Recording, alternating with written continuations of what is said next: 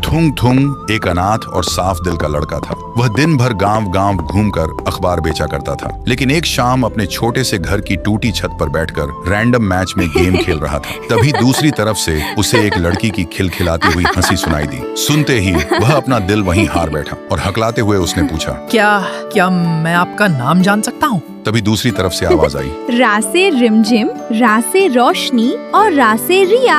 और तो थुंग थुंग शर्मा के बोला, त से थोड़ा सीधा, त से थोड़ा शर्मीला और त से थुंग थुंग। इतना सुनते ही रिया जोर से खिलखिलाकर हंस पड़ी और उस दिन के बाद दोनों दोस्त बन गए। लेकिन थुंग थुंग की बातों की सच्चाई और उसके सीधेपन ने रिया का दिल जीत लिया और देखते ही देखते दोस्ती मोहब्बत में बदल गई। दोनों मीलों दूर थे पर दिल हमेशा करीब थे। पर एक दिन रिया रोते हुए बोली, थुंग थुंग, बस अब और इंतजार नहीं होता, मुझे अपने पास ले चलो ना, मैं तुम्हारे बिना और जी नहीं सकती। रिया की ये बातें थुंग थुंग के दिल में सीधे उतर गईं। लेकिन फोन रखते ही उसे अपनी असलियत नजर आ गई। उसके पास न अच्छा घर था न नौकरी। तभी उसने खुद से ही कसम खा ली, मैं अपनी रिया को एक दिन रानी बनाकर ही लाऊंगा। और उस दिन के बाद वह सुबह होने से पहले ही अखबार बांटने निकल जाता और आधी रात तक बिना रुके मजदूरी करता। लेकिन इस दिन रात की मेहनत का असर उनके रिश्ते पर पड़ने लगा। अब थुंग थुंग के पास रिया से बात करने का वक्त ही नहीं बचता था। इसलिए रिया को लगने लगा थुंग थुंग उसे नजरअंदाज कर रहा है। फिर एक शाम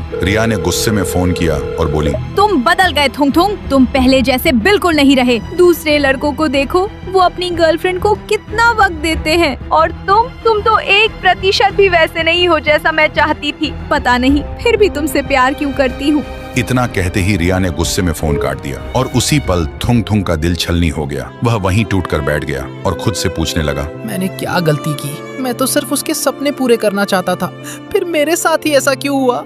और उस दिन के बाद दोनों की बातचीत बंद हो गई। थुंग थुंग अंदर से टूट गया क्योंकि रिया के वह लफ्ज हर पल उसके दिल और दिमाग में चुभते रहते थे। इसलिए उसने काम पर जाना छोड़ दिया, खाना पीना भी छोड़ दिया और धीरे धीरे उसकी तबीयत बिगड़ती गई। फिर एक दिन रिया का फोन आया, लेकिन थुंग थुंग के हाथों में अब इतनी भी ताकत नहीं बची थी कि वह फोन तक उठा सके। और ऐसे ही कई दिन तक जब थुंग थुंग ने फोन नहीं उठाया, तब घबरा कर रिया उससे मिलने उसके घर पहुंची। लेकिन जैसे ही वह उसके घर के पास पहुंची, उसने देखा घर के बाहर लोगों की भीड़ लगी हुई थी। देखते ही रिया का दिल धड़क उठा और वह भीड़ चीरते हुए अंदर गई और अंदर का मंजर देखते ही उसकी रूह कांप उठी। थुंग थुंग जमीन पर शांत पड़ा था, उसका शरीर सूख कर हड्डियों का ढांचा बन चुका था। तभी गांव की एक औरत रिया के पास आई और उसके हाथ में एक चिट्ठी रख दी। रिया ने कांपते हाथों से वह चिट्ठी खोली। उसमें लिखा था, मेरी जान रिया, तुम्हें लगा मैं तुमसे दूर हो गया था, पर मैं तो हर दिन तुम्हारे और करीब आने की कोशिश कर रहा था।